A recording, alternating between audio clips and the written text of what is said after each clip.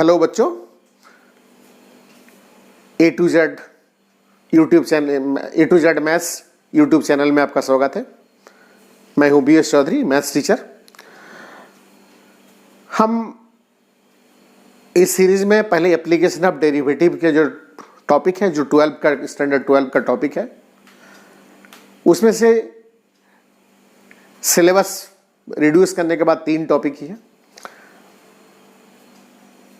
Rate measure, increasing and decreasing function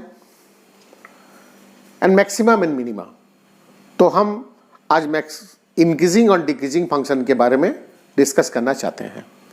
increasing decreasing function क्या है और कैसे हम सब इंटरवल में बांटते हैं, किस किस जोन में इंक्रीजिंग होता है, किस जोन में डिक्रीजिंग होता है।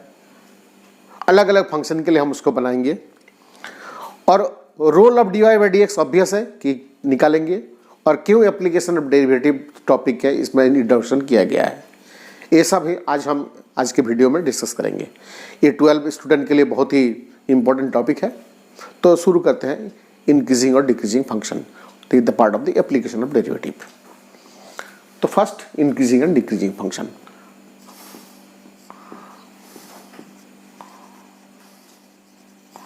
इंक्रीजिंग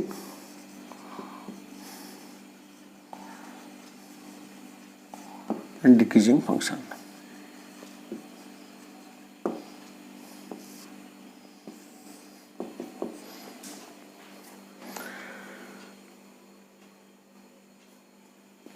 पहले जानकारी लेते हैं कि dy बाई ds का क्या ज्योमेट्रिक मीनिंग है।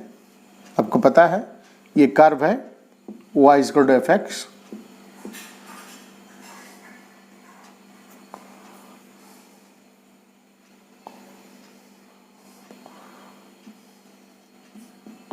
ये पॉइंट ऑफ कांटेक्ट है, ये थीटा है, तो इसका स्लोप है, इंक्लिनेशन है थीटा, ये कर्व का।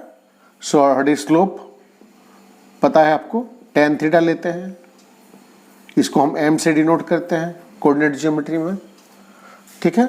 और ये स्लोप का फॉर्मूला होता है dy by dx at this point x1 y1, जो भी हो dy बाई dx से डिनोट करते हैं डेरिवेटिव का, एप्लीकेशन ऑफ dy। तो slope of the tangent at the point, जैसे जैसे पॉइंट वेरी करेगा dy by dx slope very करते जाएगा। अगर इस पॉइंट पे हम लिखते हैं डेरिवेटिव इसका क्या है, तो फिर ये स्लोप चेंज कर जाता है। थीटा 1 मान लीजिए तो tan थीटा 1, तो इस पॉइंट पर dy बाई dx का वैल्यू इसमें डाल देंगे तो स्लोप अपने आप अपना जो टेंजेंट का स्लोप है अलग अलग पॉइंट पे अलग अलग मिलता रहेगा। तो ये जियोमेट्रिक मीनिंग। तो पहले आते हैं इंक्रीजिंग और डिक्रीजिंग फंक्शन है क्या।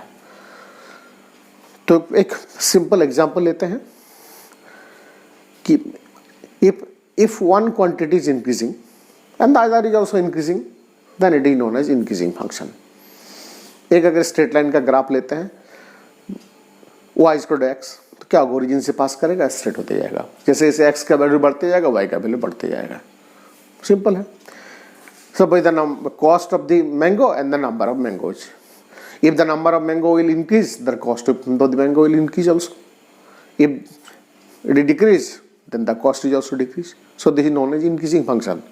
देखिए, एक क्वांटिटी बढ़ रहा है, दूसरा भी बढ़ रहा है।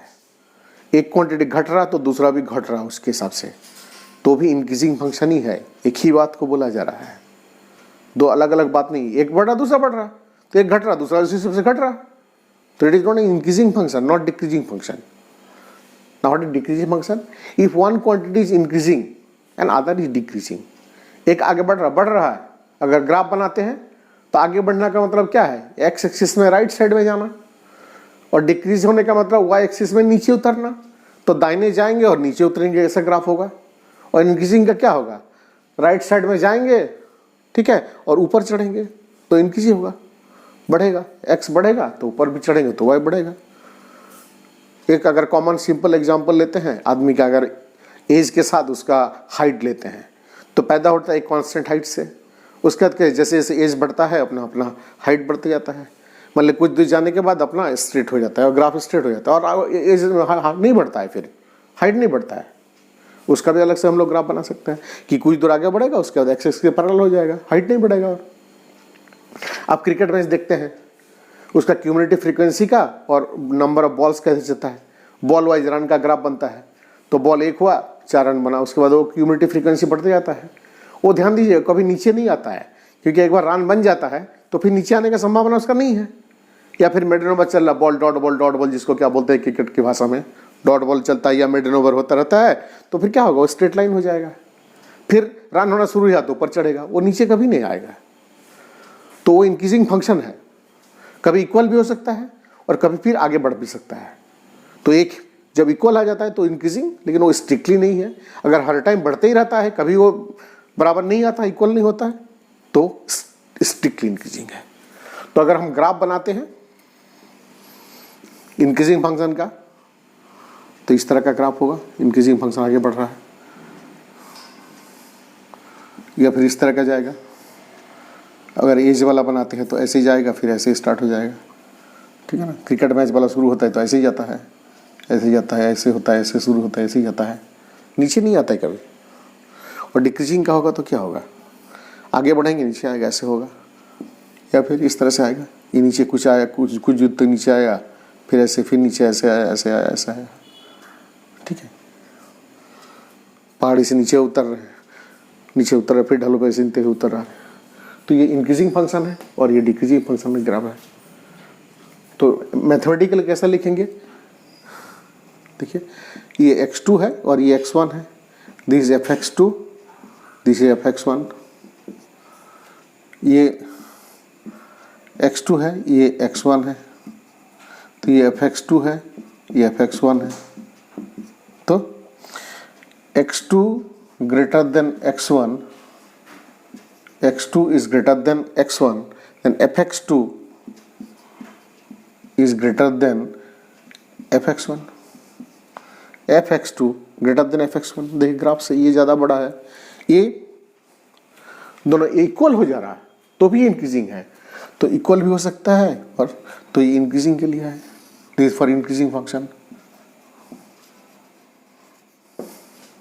x2 is greater than x1, then fx2 is greater than fx1, equal to, greater than equal to, that means fx2 greater than x1 or otherwise x2 fx2 is equal to fx1, दोनों possibility है। Now अब decreasing function देखिए, this is x1, this is x2, so in this case again x2 is greater than x1, क्योंकि right side में ही है left side, so x2 is greater than x1, so what is fx2? fx2 and fx1, what is the relation? fx2, this is fx1, fx2 is less than fx1। इसमें देखिए तो this is x2, this is x1, so fx2 is equal to fx1, so it is less than equal to, this is for decreasing function, decreasing function।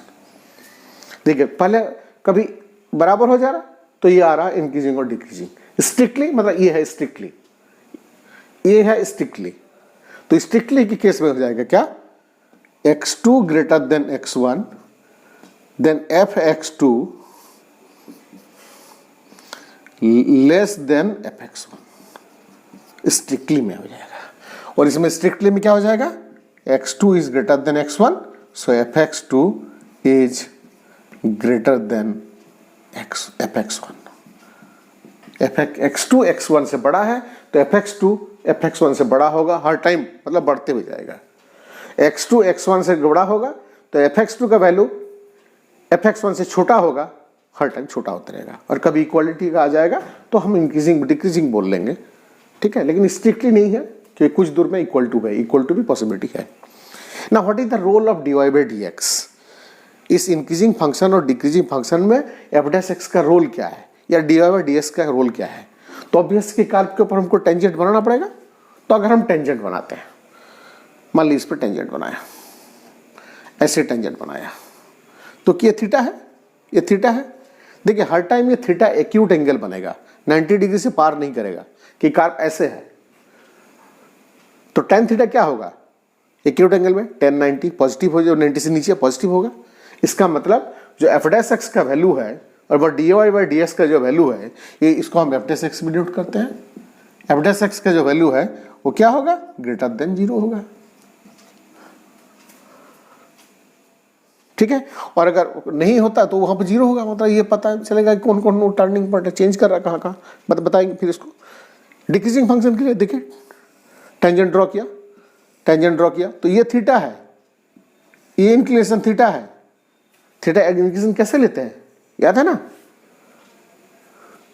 The angle made by the line with the positive direction of x axis in the anti clockwise direction में जो angle बनता है उसको बोलते हैं inclination. और tangent लेते हैं, टेन लेते हैं, तो tan theta is known as the slope of the line, that is d y by d x. तो इस केस में थीटा जो इंक्लिनेशन है वो ऑब्ट्यूज एंगल बनाता है। तो इसका मतलब सेकंड क्वाड्रेंट में आ जाता है थीटा का वैल्यू, तो टेन थीटा जब लेंगे क्या होगा, नेगेटिव होगा। इसका मतलब d y by d x का इस केस में नेगेटिव होगा, मतलब एफ डैश एक्स का वैल्यू जो है वो लेस देन जीरो होगा। एफ डैश एक्स का वैल्यू जो है वो लेस देन जीरो होगा। तो कोई भी function either increasing decreasing, either increasing हो या डिक्रीजिंग हो, उसको हम बोलते हैं मोनोटोनिक फंक्शन। तो कुछ ऐसा फंक्शन जो कुछ दूर तक इंक्रीजिंग होगा, कुछ दूर तक डिक्रीजिंग होगा। मान लीजिए जैसे f x is equal to x square का ग्राफ, पैराबोला होता है, पता ही है, ओरिजिन से पास करता है, vertex will be at the origin. देखिए तो जब एक्स का वैल्यू नेगेटिव होगा ये डिक्रीज कर रहा है, जब एक्स माइनस इन्फिनिटी से लेके जीरो तक ये डिक्रीज कर रहा है, अब फिर जैसे जीरो पार करता है इंक्रीज करना शुरू किया, इंक्रीजिंग है इधर, इधर डिक्रीजिंग है। तो इन्फिनिटी जीरो से लेके इन्फिनिटी तक ये इंक्रीजिंग है, और माइनस इन्फिनिटी से जीरो लेके ये डिक्रीजिंग है। तो इस टॉपिक में हमको ये डिस्कस करना होता है कि कोई एक ग्राफ दिया हुआ है, या साइन फंक्शन का ग्राफ मान लीजिए, ये 0, π/2, पाई, 3π/2 है ना, 2π लाइक दिस, ये 1 होगा, ये -1 होगा, 0 से 1 तक जाएगा, फिर नीचे आएगा ऐसे करके, फिर ऐसे होगा, ऐसे करके जाएगा, इस तरह से होगा। ये π/2 पे 1 होगा, 3π/2 माइनस होगा, 2π पे 0 होगा, इस तरह से होता रहेगा काम। तो ये आप तो देखिए फर्स्ट क्वाड्रेंट में इंक्रीजिंग, फिर सेकंड क्वाड्रेंट इतना दूर डिक्रीजिंग, फिर डिक्रीजिंग, फिर अपना इंक्रीजिंग शुरू किया, ऐसे करके होता रहेगा। तो कुछ पार्ट में इंक्रीजिंग है, कुछ पार्ट में डिक्रीजिंग है। तो इस टॉपिक का हमको पढ़ने का मकसद ये है कि कोई भी अगर इंटरवल दिया है तो किस पार्ट में वो इंक्रीजिंग है और किस पार्ट में डिक्रीजिंग है। तो यहाँ पर एक टर्निंग पॉइंट होगा जहाँ पर वो चेंज ओवर कर रहा है, इंक्रीजिंग टू डिक्रीजिंग। इसका मतलब क्या हो रहा है, एफ डैश एक्स का वैल्यू चेंज ओवर हो रहा है, ठीक है, ये टर्निंग पॉइंट है। तो कहाँ पर हो रहा है ये एफ डैश एक्स 0, यहाँ पर f dash x equal to 0 है। एफ डैश एक्स का वैल्यू अगर निकालेंगे तो एफ एक्स एक्स स्क्वायर का कितना होगा, 2x होगा। तो इक्वल टू 0 करेंगे तो line parallel to x axis होगा। तो इस पॉइंट पे वो टर्निंग पॉइंट है। तो पहले हम टर्निंग पॉइंट पता कर लेंगे किस पॉइंट पे टर्न हो रहा है। देखिए इस पॉइंट पे टर्न हो रहा है, π/2 पे टर्न हो रहा है, 3π/2 पे देखिए यहाँ पर टर्न हो रहा है, घूम जा रहा है जाते जाते, मतलब इंक्रीजिंग टू डिक्रीजिंग और डिक्रीजिंग टू इंक्रीजिंग। तो पहले वो फाइंड पता कर लेंगे कैसे होगा, और फिर किस जोन में वो। तो हमारे पास क्या टूल है, हथियार क्या है हमारे पास, जो टूल है वो एफ डैश एक्स है। और एफ डैश एक्स का वैल्यू ही हमको बताएगा कि फंक्शन का वैल्यू इंक्रीजिंग है या डिक्रीजिंग है। किसका वैल्यू, एफ एक्स का वैल्यू। फंक्शन इंक्रीजिंग है या डिक्रीजिंग है हमको पता करना है, मतलब जो फंक्शन का वैल्यू है कैसे कैसे वो चेंज कर रहा है। लेकिन उसको बनाने के लिए हमको जो मेरे पास जो टूल रखा है, औजार जो है ना हमारे पास, वो एफ डैश एक्स है। और एफ डैश एक्स का वैल्यू ही हमको बता देगा कि उस जोन में वो इंक्रीजिंग है या डिक्रीजिंग है। जब एफ डैश एक्स का वैल्यू ग्रेटर देन 0 हो जाएगा तो इसका मतलब है उस जोन में वो इंक्रीजिंग है, और अगर एफ डैश एक्स का वैल्यू लेस देन 0 हो जाएगा तो इसका मतलब है फिर फंक्शन डिक्रीजिंग है। ठीक है। तो जो क्लास 12 के जो बोर्ड वगैरह में क्वेश्चन आते हैं, जनरली पूछते हैं कि prove that this function is strictly increasing in the interval this. तो क्या करना है, एफ डैश एक्स का वैल्यू निकाल के चेक कर लेना रहता है उस जोन में उसका वैल्यू जो है पॉजिटिव है और नेगेटिव है। That's you can decide by finding the value of F dash x. और क्या है, ट्रिग्नोमेट्रिक फंक्शन दिया रहता है, मान लीजिए sin x plus cos x, और फिर लिखा रहेगा find the interval in which this function is increasing on the interval 0 to π। किस 0 to π के बीच में वो किस इंटरवल में डिक्रीजिंग है और किस इंटरवल में इंक्रीजिंग है। ठीक है। कभी एल्जेब्रिक एक्सप्रेशन दे देगा, एल्जेब्रिक के लिए x² माइनस 5x प्लस 6 है, plus 6, find the interval in which the function is increasing और डिक्रीजिंग। तो एल्जेब्रिक वाला है। और कुछ मिसलेनियस क्वेश्चन है जिसमें लॉगरिथम वगैरह वगैरह दिया हुआ है। ठीक है, जनरली इन 3-4 टाइप का क्वेश्चन आपको मिलता है। ठीक है, तो पहले हम स्टार्ट करेंगे ट्रिग्नोमेट्रिक। देखिए ट्रिग्नोमेट्रिक, फिर अलजेब्रिक स्टार्ट करेंगे अगली वीडियो में। तो लेकिन अलग अलग तरीका है, बेसिक एक ही है लेकिन थोड़ा सा अलग है। मिक्सअप नहीं करेंगे, ट्रिग्नोमेट्रिक का एक जैसा नहीं है, थोड़ा मिक्सअप नहीं करेंगे। तो पहले हम डिस्कस करते हैं ट्रिग्नोमेट्रिक फंक्शन का। तो एक फंक्शन हम लेते हैं,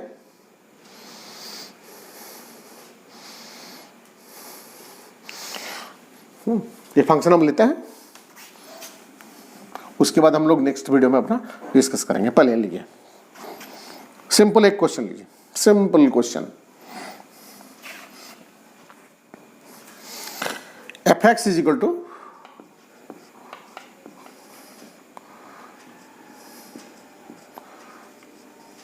sin x plus cos x, और इंटरवल कौन सा है ना, 0 to पाई।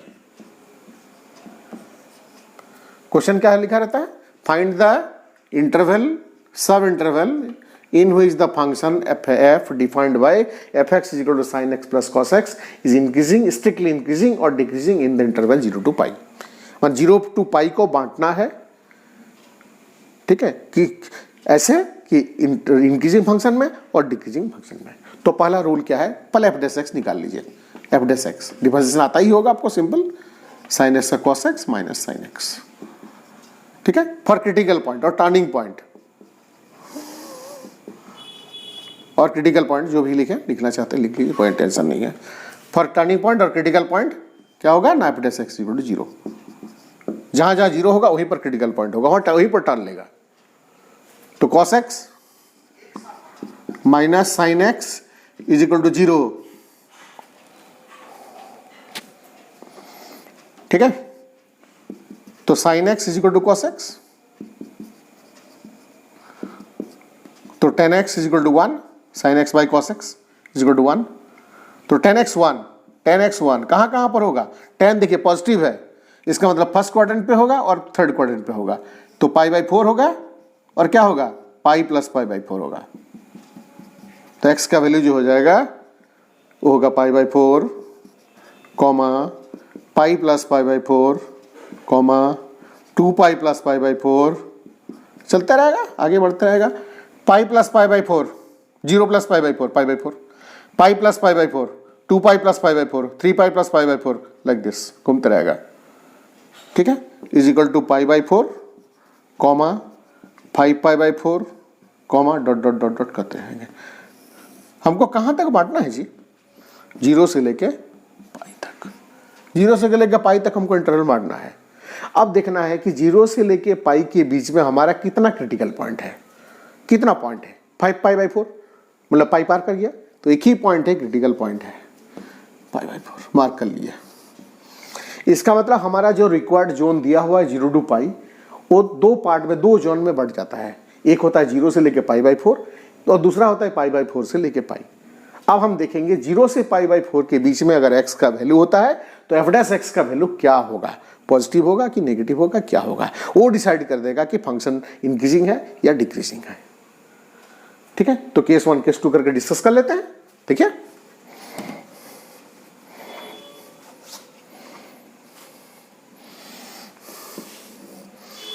केस 1,